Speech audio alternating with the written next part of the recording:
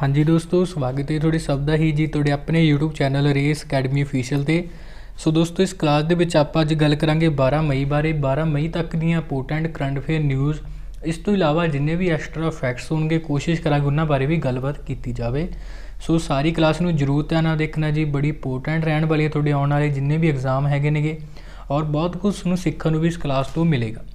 ਸੋ ਬਾਕੀ ਇਸ ਤੋਂ ਇਲਾਵਾ ਇਸ ਕਲਾਸ ਦੀ ਅਗਰ ਕਿਸੇ ਨੇ ਵੀ PDF ਲੈਣੀ ਹੈ ਬਾਅਦ ਵਿੱਚ ਰਿਵੀਜ਼ਨ ਕਰਨ ਵਾਸਤੇ, ਤਾਂ ਤੁਸੀਂ ਸਾਡੇ ਰੇਸ ਅਕੈਡਮੀ ਦਾ ਜੋ ਐਪਲੀਕੇਸ਼ਨ ਹੈ ਡਾਊਨਲੋਡ ਕਰ ਸਕਦੇ ਹੋ ਪਲੇ ਸਟੋਰ ਤੋਂ, ਜਾਂ ਫਿਰ ਤੁਸੀਂ ਰੇਸ ਅਕੈਡਮੀ ਦਾ ਟੈਲੀਗ੍ਰਾਮ ਚੈਨਲ ਜ਼ਰੂਰ ਜੁਆਇਨ ਕਰ ਲਓ, ਉੱਥੇ ਤੁਹਾਨੂੰ ਇਹਦੀ PDF ਮਿਲਦੀ ਰਹੇਗੀ। ਠੀਕ ਹੈ ਜੀ। ਸੋ ਬਾਕੀ ਇਸ ਤੋਂ ਇਲਾਵਾ ਗੱਲ ਕਰਦੇ ਹਾਂ ਅੱਜ ਦੀ ਕਲਾਸ ਬਾਰੇ। ਸਭ ਤੋਂ ਪਹਿਲਾਂ ਗੱਲ ਕਰਾਂਗੇ ਅੱਜ ਦੇ ਸਪੈਸ਼ਲ ਡੇ ਬਾਰੇ। ਦੇਖੋ, ਅੱਜ ਜੋ ਡੇ ਹੈ 12 ਮਈ, 12 ਮਈ ਨੂੰ ਹਰ ਸਾਲ ਇੰਟਰਨੈਸ਼ਨਲ ਨਰਸ ਡੇ ਵਜੋਂ ਕੀ ਆ ਸੈਲੀਬ੍ਰੇਟ ਕੀਤਾ ਜਾਂਦਾ ਗਾ। ਇਹ ਮਨਾਉਣੇ ਕਿਉਂ ਆਗੇ ਆਪਾਂ, ਨੀਚੇ ਤੁਸੀਂ ਇੱਕ ਨਾਂ ਦੇਖ ਰਹੇ ਹੋ ਫਲੋਰੈਂਸ ਨਾਈਟੈਂਗਲ ਦਾ। ਇਹ ਲੇਡੀ ਦੇ ਨਾਂ 'ਤੇ ਹੀ ਆਪਾਂ ਕੀ ਆ ਇਸ ਡੇ ਨੂੰ ਮਨਾਉਣੇ ਹੈਗੇ ਹਰ ਸਾਲ। ਇਹ ਲੇਡੀ ਦੇਖੋ ਹੈਗੀ ਕੌਣ ਸੀ, UK ਤੋਂ ਹੈਗੀ ਸੀਗੀ।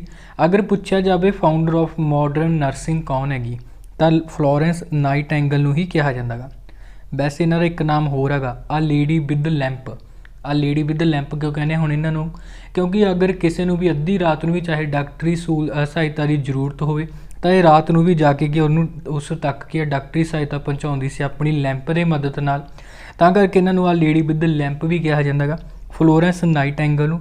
ਸੋ ਇਹਨਾਂ ਦੀ ਯਾਦ ਦੇ ਵਿੱਚ ਆਪਾਂ ਇੰਟਰਨੈਸ਼ਨਲ ਨਰਸ ਡੇ ਮਨਾਉਣੇ ਹਰ ਸਾਲ 12 ਮਈ ਨੂੰ। ਇੰਪੋਰਟੈਂਟ ਡੇ ਹੈਗਾ। ਬਾਕੀ ਇੱਥੇ ਦਾ ਥੀਮ ਵੀ ਲਿਖਿਆ ਇਸ ਸਾਲ ਦਾ, ਅਤੇ ਇਹ ਵੀ ਤੁਸੀਂ ਜ਼ਰੂਰ ਯਾਦ ਰੱਖਣਾ। ਸੋ ਗੱਲ ਕਰਦੇ ਹਾਂ ਹੁਣ ਆਪਣੀਆਂ ਜੋ ਕਰੰਟ ਅਫੇਅਰ ਨਿਊਜ਼ ਬਾਰੇ। Who won the Madrid Open women single title. ਕਹਿੰਦੇ ਜੀ ਮੈਡਰਿਡ ਓਪਨ ਵੂਮੈਨ ਸਿੰਗਲ ਦਾ ਖਿਤਾਬ ਹੁਣ ਕਿਸ ਨੇ ਜਿੱਤਿਆ ਗਾ। ਦੇਖੋ, ਜਿਹੜਾ ਟੂਰਨਾਮੈਂਟ ਹੈ ਟੈਨਿਸ ਨਾਲ ਸੰਬੰਧਿਤ ਟੂਰਨਾਮੈਂਟ ਹੈ, ਜਿਹੜਾ ਕਿ ਮੈਡਰਿਡ ਵਿੱਚ ਹੋ ਰਿਹਾ ਸੀ। ਮੈਡਰਿਡ ਤੁਹਾਨੂੰ ਪਤਾ ਹੈ ਸਪੇਨ ਦੀ ਕੈਪੀਟਲ ਹੈਗੀ ਮੈਡਰਿਡ, ਔਰ ਉੱਥੇ ਜਿਹੜਾ ਟੂਰਨਾਮੈਂਟ ਹੋ ਰਿਹਾ ਸੀ। ਅਗਰ ਆਪਾਂ ਗੱਲ ਕਰੀਏ ਕੁਐਸਚਨ ਬਾਰੇ, ਤਾਂ ਕੁਐਸਚਨ ਵਿੱਚ ਪੁੱਛਿਆ ਗਿਆ ਇਸ ਟੂਰਨਾਮੈਂਟ ਵਿੱਚ ਜੋ ਵੂਮੈਨ ਸਿੰਗਲ ਦਾ ਖਿਤਾਬ ਹੈ ਉਹ ਇਸ ਵਾਰੀ ਕਿਸ ਨੇ ਜਿੱਤਿਆ ਗਾ। ਤਾਂ ਯਾਦ ਰੱਖਣਾ ਆਪਸ਼ਨ ਨੰਬਰ B, ਐਰੀਨਾ ਸਵਲਿੰਕਾ ਦੁਆਰਾ ਇਸ ਵਾਰੀ ਵੂਮੈਨ ਸਿੰਗਲ ਦਾ ਟਾਈਟਲ ਜਿੱਤਿਆ ਗਿਆ ਮੈਡਰਿਡ ਓਪਨ ਟੂਰਨਾਮੈਂਟ ਵਿੱਚ। ਤਾਂ ਇੰਪੋਰਟੈਂਟ ਕੁਐਸਚਨ ਬਣ ਸਕਦਾ, ਯਾਦ ਜ਼ਰੂਰ ਰੱਖਣਾ। ਔਰ ਐਰੀਨਾ ਸਵਲਿੰਕਾ ਦੀ ਮੈਂ ਗੱਲ ਕਰਾਂ ਤਾਂ ਇਹ ਬੇਲਾਰੂਸ ਕੰਟਰੀ ਦੀ ਟੈਨਿਸ ਪਲੇਅਰ ਹੈਗੀ। ਠੀਕ ਹੈ ਜੀ। ਦੇਖੋ, ਬਾਕੀ ਕੁਐਸਚਨ ਵਿੱਚ ਗੱਲ ਕਰੀਏ ਵੂਮੈਨ ਸਿੰਗਲ ਦੀ, ਪਰ ਐਗਜ਼ਾਮ ਵਿੱਚ ਕੁਐਸਚਨ ਤੁਹਾਨੂੰ ਇੱਦਾਂ ਵੀ ਆ ਸਕਦਾ ਵੀ ਮੈਡਰਿਡ ਓਪਨ ਮੈਨਸ ਸਿੰਗਲ ਦਾ ਖਿਤਾਬ ਇਸ ਵਾਰੀ ਕਿਸ ਨੇ ਜਿੱਤਿਆ। ਤਾਂ ਇਹਨਾਂ ਬਾਰੇ ਵੀ ਯਾਦ ਰੱਖਣਾ। ਆਪਸ਼ਨ ਨੰਬਰ C ਵਿੱਚ ਇਹਨਾਂ ਦਾ ਨਾਮ ਪਿਆ ਜੀ ਅਲੈਗਜ਼ੈਂਡਰ ਜ਼ਵਰੇਵ, ਇਹਨਾਂ ਦਾ ਨਾਮ ਹੈ। ਸੋ ਇਹਨਾਂ ਬਾਰੇ ਵੀ ਯਾਦ ਰੱਖਣਾ, ਜਰਮਨੀ ਕੰਟਰੀ ਦੇ ਟੈਨਿਸ ਇਹ ਪਲੇਅਰ ਨੇਗੇ। ਠੀਕ ਹੈ ਜੀ। ਤਾਂ ਇੰਨੇ ਕੁ ਫੈਕਟ ਇਸ ਕੁਐਸਚਨ ਨਾਲ ਰਿਲੇਟਡ ਯਾਦ ਰੱਖਣੇ ਜੀ, ਸਾਰੇ ਇੰਪੋਰਟੈਂਟ। ਬਾਕੀ ਵੈਸੇ ਆਪਸ਼ਨ ਨੰਬਰ A ਵਾਲਾ ਨਾਮ ਵੀ ਬੜਾ ਇੰਪੋਰਟੈਂਟ ਆਪਣੇ ਆਪ ਵਿੱਚ। ਨਾਓਮੀ ਓਸਾਕਾ ਜਾਪਾਨ ਦੀ ਟੈਨਿਸ ਪਲੇਅਰ ਹੈਗੀ। ਔਰ ਰੀਸੈਂਟਲੀ ਆਪਾਂ ਨੇ ਇੱਕ ਕੁਐਸਚਨ ਪੜ੍ਹਿਆ ਥੋੜ੍ਹੇ ਦਿਨ ਪਹਿਲਾਂ, ਅਗਰ ਤੁਹਾਡੇ ਯਾਦ ਹੋਵੇ, ਲੋਰੀਅਸ ਸਪੋਰਟਸ ਅਵਾਰਡ ਦਿੱਤਾ ਗਿਆ ਸੀ ਹੁਣ ਇਸ ਵਾਰੀ ਨਾਓਮੀ ਓਸਾਕਾ ਨੂੰ। ਨਾਓਮੀ ਓਸਾਕਾ ਨੂੰ ਮਿਲਿਆ ਸੀ ਇਹ ਅਵਾਰਡ, ਲੋਰੀਅਸ ਅਵਾਰਡ ਵੂਮੈਨ ਕੈਟੇਗਰੀ ਵਿੱਚ। ਔਰ ਗੱਲ ਕਰੀਏ ਇਸ ਅਵਾਰਡ ਦੀ ਮੈਨ ਕੈਟੇਗਰੀ ਵਿੱਚ ਕਿਸ ਨੂੰ ਮਿਲਿਆ ਇਸ ਵਾਰੀ, ਤਾਂ ਉਹ ਮਿਲਿਆ ਰਾਫੇਲ ਨਡਾਲ ਨੂੰ। ਠੀਕ ਹੈ ਨਾ, ਇਹ ਵੀ ਟੈਨਿਸ ਪਲੇਅਰ ਨੇਗੇ। ਔਰ ਤਾਂ ਇਹਨਾਂ ਦਾ ਨਾਮ ਵੀ ਯਾਦ ਰੱਖਣਾ, ਇੰਪੋਰਟੈਂਟ ਨਾਮ ਹੈ ਇਹ। ਸੋ ਗੱਲ ਕਰਦੇ ਹਾਂ ਆਪਾਂ ਨੈਕਸਟ ਕੁਐਸਚਨ ਬਾਰੇ। Who has won the Spanish Grand Prix Formula 1 race. ਕਹਿੰਦੇ ਜੀ ਕਿਸ ਨੇ ਲਗਾਤਾਰ 5ਵੀਂ ਵਾਰੀ ਇਸ ਵਾਰੀ ਦੀ ਜੋ ਸਪੈਨਿਸ਼ ਗ੍ਰੈਂਡ ਪ੍ਰਿਕਸ ਰੇਸ ਹੈ ਇਹ ਜਿੱਤੀ ਹੈਗੀ। ਦੇਖੋ, ਗੱਲ ਕਰੀਏ ਇਸ ਸਪੈਨਿਸ਼ ਗ੍ਰੈਂਡ ਪ੍ਰਿਕਸ ਰੇਸ ਦੀ, ਤਾਂ ਇਸ ਸਾਲ ਦੀ ਇਹ ਚੌਥੀ ਗ੍ਰੈਂਡ ਪ੍ਰਿਕਸ ਰੇਸ ਸੀਗੀ। ਔਰ ਗੱਲ ਕਰੀਏ ਇਸ ਵਾਰੀ ਜੋ ਇਸ ਰੇਸ ਨੂੰ ਜਿੱਤਿਆ ਗਿਆ ਤਾਂ ਲੂਇਸ ਹੈਮਿਲਟਨ ਦੁਆਰਾ ਹੀ ਜਿੱਤਿਆ ਗਿਆ। ਲਗਾਤਾਰ 5ਵੀਂ ਵਾਰੀ ਲੂਇਸ ਹੈਮਿਲਟਨ ਨੇ ਸਪੈਨਿਸ਼ ਗ੍ਰੈਂਡ ਪ੍ਰਿਕਸ ਰੇਸ ਜਿੱਤੀ ਹੈਗੀ। ਤਾਂ ਇਹਨਾਂ ਬਾਰੇ ਯਾਦ ਰੱਖਣਾ। ਵੈਸੇ ਕਈ ਵਾਰੀ ਪਹਿਲਾਂ ਵੀ ਆਪਾਂ ਇਹਨਾਂ ਬਾਰੇ ਪੜ੍ਹ ਚੁੱਕੇ ਹਾਂਗੇ। ਲੂਇਸ ਹੈਮਿਲਟਨ ਬਾਰੇ ਯਾਦ ਰੱਖਣਾ, ਇਹ ਮਰਸੀਡੀਜ਼ ਕੰਪਨੀ ਦੇ ਡਰਾਈਵਰ ਨੇਗੇ, ਮਰਸੀਡੀਜ਼ ਕੰਪਨੀ ਦੀ ਗੱਡੀ ਚਲਾਉਂਦੇ ਨੇ। ਔਰ ਇਹ ਕਿਹੜੀ ਕੰਟਰੀ ਤੋਂ ਨੇ, ਬ੍ਰਿਟੇਨ ਤੋਂ ਇਹ ਹੈਗੇ ਨੇਗੇ। ਠੀਕ ਹੈ ਜੀ। ਤਾਂ ਇਹਨਾਂ ਬਾਰੇ ਯਾਦ ਰੱਖਣਾ, ਇੰਪੋਰਟੈਂਟ ਨਾਮ ਹੈ। ਵੈਸੇ ਇਸ ਰੇਸ ਵਿੱਚ ਲੂਇਸ ਹੈਮਿਲਟਨ ਫਸਟ ਨੰਬਰ 'ਤੇ ਸੀ। ਸੈਕਿੰਡ ਨੰਬਰ 'ਤੇ ਮੈਕਸ ਵਰਸਟੈਪਨ ਹੈਗੇ ਸੀਗੇ। ਔਰ ਮੈਕਸ ਵਰਸਟੈਪਨ ਦੀ ਮੈਂ ਗੱਲ ਕਰਾਂ ਤਾਂ ਨੀਦਰਲੈਂਡ ਕੰਟਰੀ ਤੋਂ ਇਹ ਹੈਗੇ ਨੇਗੇ। ਔਰ ਇਹ ਗੱਡੀ ਕਿਹੜੀ ਕੰਪਨੀ ਦੀ ਚਲਾਉਂਦੇ ਨੇ, ਰੈੱਡਬੁੱਲ ਕੰਪਨੀ ਦੀ ਗੱਡੀ ਚਲਾਉਂਦੇ ਨੇ। ਥਰਡ ਨੰਬਰ 'ਤੇ ਵਲਟੇਰੀ ਬੋਟਾਸ ਰਹੇ ਸੀਗੇ ਇਸ ਰੇਸ ਦੇ ਵਿੱਚ, ਜਿਹੜੇ ਕਿ ਫਿਨਲੈਂਡ ਕੰਟਰੀ ਤੋਂ ਬਿਲੋਂਗ ਕਰਦੇ ਨੇ। ਔਰ ਇਹ ਵੀ ਮਰਸੀਡੀਜ਼ ਕੰਪਨੀ ਦੀ ਹੀ ਗੱਡੀ ਚਲਾਉਂਦੇ ਨੇ। ਤਾਂ ਬਾਕੀ ਇਹਨਾਂ ਬਾਰੇ ਵੀ ਯਾਦ ਰੱਖਣਾ। ਕੁਐਸਚਨ ਕਦੇ ਇੱਦਾਂ ਵੀ ਬਣ ਸਕਦਾ ਗਾ, ਪਲੇਅਰ ਦਾ ਨਾਂ ਦੇ ਕੇ ਪੁੱਛ ਸਕਦੇ ਨੇ ਵੀ ਆਹ ਪਲੇਅਰ ਕਿਹੜੀ ਕੰਟਰੀ ਤੋਂ ਬਿਲੋਂਗ ਕਰਦਾ, ਜਾਂ ਫਿਰ ਕਿਹੜੇ ਉਹਦੀ ਕੀ ਆ ਗੱਡੀ ਇਹ ਚਲਾਉਂਦਾ ਗਾ, ਕਿਹੜੇ ਬ੍ਰਾਂਡ ਦੀ। ਠੀਕ ਹੈ ਨਾ, ਤਾਂ ਇੱਦਾਂ ਵੀ ਕੁਐਸਚਨ ਬਣ ਸਕਦਾ। ਬਾਕੀ ਇਸ ਤੋਂ ਇਲਾਵਾ ਮੈਂ ਤੁਹਾਨੂੰ ਦੱਸਿਆ ਸੀ ਵੀ ਇਸ ਸਾਲ ਦੀ ਜੋ ਸਪੈਨਿਸ਼ ਗ੍ਰੈਂਡ ਪ੍ਰਿਕਸ ਹੈਗੀ, ਇਸ ਸਾਲ ਦੀ ਚੌਥੀ ਗ੍ਰੈਂਡ ਪ੍ਰਿਕਸ ਰੇਸ ਸੀਗੀ। ਇਸ ਤੋਂ ਪਹਿਲਾਂ 3 ਕਿਹੜੀਆਂ ਹੋ ਗਈਆਂ। ਪਹਿਲਾਂ ਸਭ ਤੋਂ ਪਹਿਲਾਂ ਹੋਈ ਸੀ ਬਹਿਰੀਨ ਗ੍ਰੈਂਡ ਪ੍ਰਿਕਸ, ਜਿਹੜੀ ਜਿੱਤੀ ਸੀ ਲੂਇਸ ਹੈਮਿਲਟਨ ਨੇ। ਠੀਕ ਹੈ। ਔਰ ਉਸ ਤੋਂ ਬਾਅਦ ਹੈਮੀਲੀਆ रोमानगा ग्रैंड प्रिक्स हुई सी और हेमेलिया रोमानगा ग्रैंड प्रिक्स इस बार जीती सी मैक्स वरस्टैपन ने। ठीक है ना, याद रखना। और इस तो बाद हुई सीगी पुर्तगाली ग्रैंड प्रिक्स। पुर्तगाली ग्रैंड प्रिक्स भी जिੱਤੀ ਸੀ ਲੂਇਸ ਮਿਲਟਨ ਨੇ, और ਹੁਣ 4th वाली स्पेनिश ग्रैंड प्रिक्स भी लुइस मिल्टन ने जिੱਤੀ ਆ। ਤਾਂ ਯਾਦ ਕਰਨਾ ਥੋੜਾ ਈਜ਼ੀ ਹੈਗਾ, ਤਾਂ ਤੁਸੀਂ ਜ਼ਰੂਰ ਯਾਦ ਰੱਖ ਲਵੋਗੇ। ਸੋ ਗੱਲ ਕਰਦੇ ਆਪਾਂ ਹੁਣ ਨੈਕਸਟ ਕੁਐਸਚਨ ਬਾਰੇ। Scientist of which country have discovered the lightest form of uranium. ਕਹਿੰਦੇ ਜੀ ਕਿਸ ਦੇਸ਼ ਦੇ ਵਿਗਿਆਨੀਆਂ ਨੇ ਯੂਰੇਨੀਅਮ ਦੇ ਹਲਕੇ ਰੂਪ ਦੀ ਖੋਜ ਕੀਤੀ ਹੈਗੀ। ਦੇਖੋ ਗੱਲ ਕਰੀਏ ਤਾਂ ਹੁਣ ਚਾਈਨਾ ਦੇ ਜੋ ਵਿਗਿਆਨੀ ਸਾਇੰਟਿਸਟ ਹੈਗੇ ਨੇ ਉਹਨਾਂ ਨੇ ਯੂਰੇਨੀਅਮ 214 ਦੀ ਖੋਜ ਕੀਤੀ ਹੈ, ਜੋ ਹੁਣ ਤੱਕ ਦਾ ਸਭ ਤੋਂ ਹਲਕੀ ਫਾਰਮ ਹੈਗੀ ਹੈ ਯੂਰੇਨੀਅਮ ਦੀ। ਤਾਂ ਇਹਦਾ ਤੁਸੀਂ ਨਾਮ ਵੀ ਯਾਦ ਰੱਖਣਾ, ਯੂਰੇਨੀਅਮ 214 ਇਹਦਾ ਨਾਮ ਹੈਗਾ, ਠੀਕ ਹੈ ਨਾ। ਅਤੇ ਇਹਦੇ ਬਾਰੇ ਯਾਦ ਰੱਖਣਾ, ਇੰਪੋਰਟੈਂਟ ਇਹ ਕੁਐਸਚਨ ਆ। ਅੱਛਾ, ਯੂਰੇਨੀਅਮ ਦੀ ਅਗਰ ਮੈਂ ਗੱਲ ਕਰਾਂ ਤਾਂ ਯੂਰੇਨੀਅਮ ਦੀ ਯੂਜ਼ ਕੀ ਹੁੰਦਾ। ਯੂਰੇਨੀਅਮ ਅਸਲ ਦੇ ਵਿੱਚ ਨਾ ਇੱਕ ਨਿਊਕਲੀਅਰ ਫਿਊਲ ਹੁੰਦਾ ਗਾ, ਜੋ ਆਪਣਾ ਨਿਊਕਲੀਅਰ ਰਿਐਕਟਰ ਹੁੰਦਾ ਨਾ ਉਹਦੇ ਵਿੱਚ ਆਪਾਂ ਐਜ਼ ਆ ਫਿਊਲ ਯੂਜ਼ ਕਰਦੇ ਹਾਂਗੇ ਯੂਰੇਨੀਅਮ ਨੂੰ, ਠੀਕ ਹੈ ਨਾ। ਇਹਦੇ ਬਾਰੇ ਤੁਸੀਂ ਯਾਦ ਰੱਖਣਾ। ਵੈਸੇ ਇੱਦਾਂ ਦਾ ਨਾ ਇੱਕ ਕੁਐਸਚਨ ਆ ਚੁੱਕਿਆ ਐਗਜ਼ਾਮ ਵਿੱਚ। ਕੁਐਸਚਨ ਇਹ ਸੀਗਾ ਵੀ ਜੋ ਆਪਾਂ ਨਿਊਕਲੀਅਰ ਰਿਐਕਟਰ ਦੇ ਵਿੱਚ ਯੂਰੇਨੀਅਮ ਦੀ ਕਿਹੜੀ ਫਾਰਮ ਆਪਾਂ ਐਜ਼ ਆ ਫਿਊਲ ਯੂਜ਼ ਕਰਦੇ ਹਾਂ। ਤਾਂ ਯਾਦ ਰੱਖਣਾ ਜੋ ਯੂਰੇਨੀਅਮ 235 ਫਾਰਮ ਹੈ ਨਾ ਉਹ ਆਪਾਂ ਐਜ਼ ਆ ਫਿਊਲ ਯੂਜ਼ ਕਰਦੇ ਹਾਂ ਨਿਊਕਲੀਅਰ ਰਿਐਕਟਰ ਦੇ ਵਿੱਚ। ਤਾਂ ਇਹ ਵੀ ਤੁਸੀਂ ਨਾਲ ਯਾਦ ਰੱਖਣਾ। ਬਾਕੀ ਕੁਐਸਚਨ ਵਿੱਚ ਤਾਂ ਆਪਾਂ ਨੂੰ ਇਹ ਕਿਹਾ ਗਿਆ ਵੀ ਯੂਰੇਨੀਅਮ ਦਾ ਹੁਣ ਸਭ ਤੋਂ ਹਲਕੀ ਫਾਰਮ ਦੀ ਕੀ ਖੋਜ ਹੋਈ ਆ, ਔਰ ਜਿਹਦਾ ਨਾਂ ਹੈਗਾ ਯੂਰੇਨੀਅਮ 214, ਔਰ ਖੋਜ ਕੀਤੀ ਗਈ ਹੈ ਚਾਈਨਾ ਦੇ ਸਾਇੰਟਿਸਟ ਦੇ ਵੱਲੋਂ, ਠੀਕ ਹੈ ਨਾ। ਤਾਂ ਇਹਦੇ ਬਾਰੇ ਯਾਦ ਰੱਖਣਾ, ਇੰਪੋਰਟੈਂਟ ਕੁਐਸਚਨ ਬਣ ਸਕਦਾ।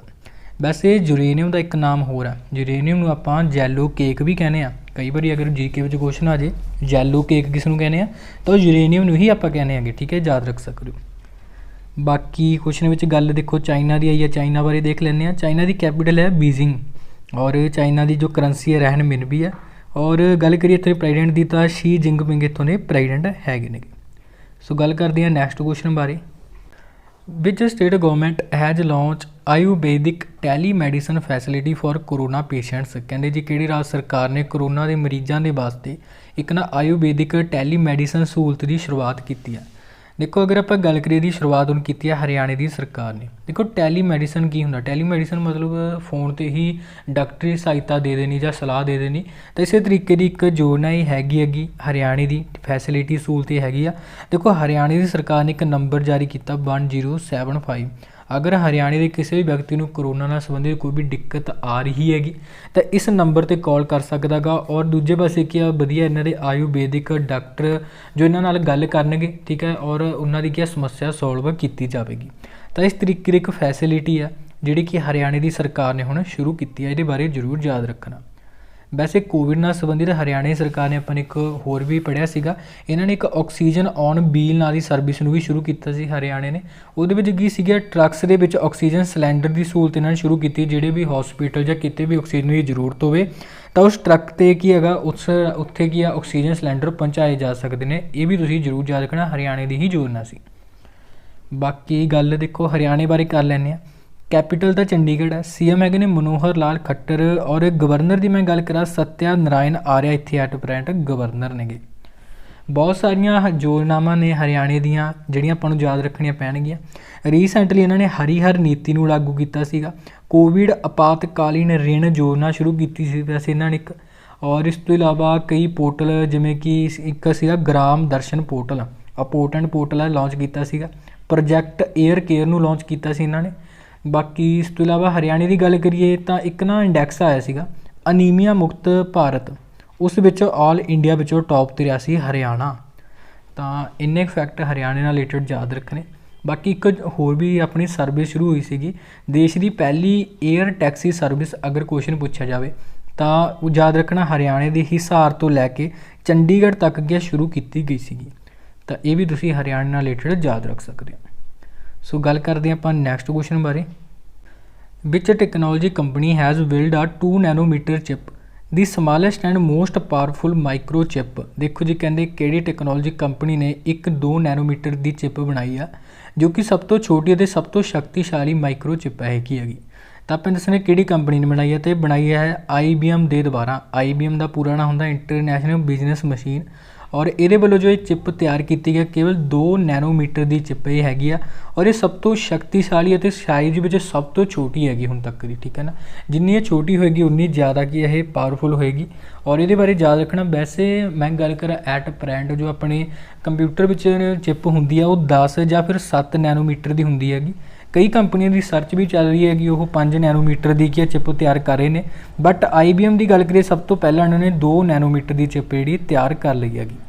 तो ये बारे याद रखना इंपोर्टेंट क्वेश्चन बन सकता। बाकी गल देखो IBM बारे करिए तो हैडकुआटर तुहानूं न्यूयॉर्क सिटी में देखने को मिलेगा और ये जो CEO बने हुए ने अरविंद कृष्णा का इन्हां नाम जरूर याद रखना। सो गल करते हैं जी नैक्सट क्वेश्चन बारे। Which state government has changed the name of its 9 ministries. कहते जी किहड़ी राज सरकार ने अपने 9 मंत्रालयों के नाम बदले हैं हुण। तो जिहड़े नाम बदले गए ने देखो तमिलनाडु की सरकार वालों हुण बदले गए ने। तमिलनाडु के विच पता पर हुण नवें इत्थों के मुख्य मंत्री MK स्टालिन बने ने और MK स्टालिन के वालों तमिलनाडु दी टोटल 34 मिनिस्ट्रियां दे विचों की है 9 मिनिस्ट्रियां के नाम जिहड़े चेंज कर दिते गए ने, ये सुनने जरूर याद रखना। तो 9 मिनिस्ट्रियां के नाम चेंज किए गए ने, याद रखना हुण तमिलनाडु गौरमेंट के वालों, ठीक है ना। तो ये बारे याद रखना इंपोर्टेंट रह सकता।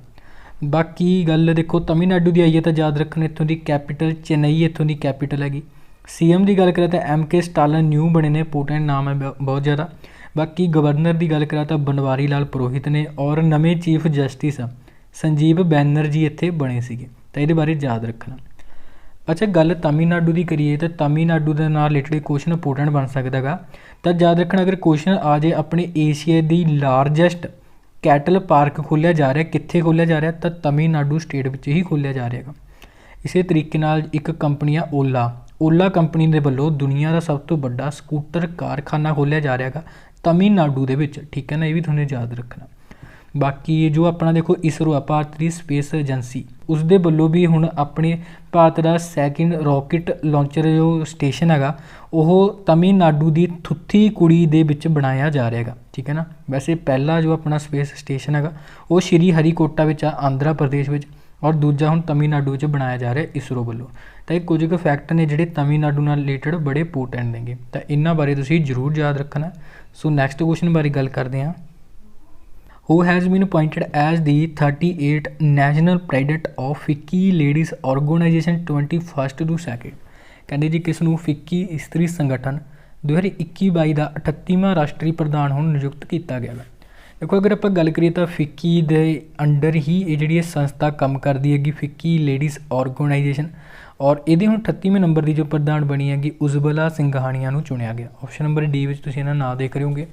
इंपोर्टेंट नाम ये है अपने आप उज्जवला सिंघानिया नाम याद रखना। और जी FICCI लेडीज़ ऑर्गेनाइजेशन FICCI के वालों सन 1993 में इसकी स्थापना की गई सी। वैसे गल FICCI की भी करिए तो इन्होंने बारे भी इंपोर्टेंट है, क्यों क्योंकि नवे प्रधान तो हम FICCI के भी चुने गए सी रीसेंटली और इन्होंने नाम से उदय शंकर, ठीक है ना। तो FICCI लेडीज़ ऑर्गेनाइजेशन के जो प्रमुख चुने गया उज्जवला सिंघानिया, ठीक है ना।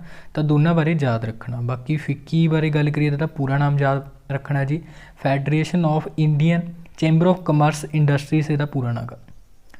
बाकी इस तो इलावा उधर ऑप्शन बारे देखिए तो ऑप्शन नंबर ए तो शुरू करते हैं NV रमना बारे। इंपोर्टेंट नाम है अपने भारत के 48वें नंबर के CJI बनने चीफ जस्टिस ऑफ इंडिया। और सिद्धार्थ सिंह लोंगसम की अगर आप गल करा तो रीसेंटली इन्हों नाडा के हैड चुनिया गया नैशनल एंटी डोपिंग एजेंसी के। सुशील चंद्रा बारे याद रखना जी अपने न्यू चीफ इलैक्शन कमिश्नर बने ने गए। तो इन्हों बारे भी इंपोर्टेंट है। बाकी इस तो बाद गल करते हैं थोड़े लिए जो प्रश्न है जी सब ने ही यदा राइट आंसर कमेंट बॉक्स में जरूर दसना। क्लास वधिया लगी तो इन्हूं लाइक एंड शेयर जरूर कर देना। तो थोड़े लिए प्रश्न है जी who become the new president of NASA. कहते जी नासा का नवा प्रधान हुण कौन बन गया, जो भी बनया उन्होंने बारे लिखना और नासा बारे भी जिन्ना पता हो उन्ना तुसीं जरूर लिख सकते हो। सो ओके जी, धन्यवाद, टेक केयर।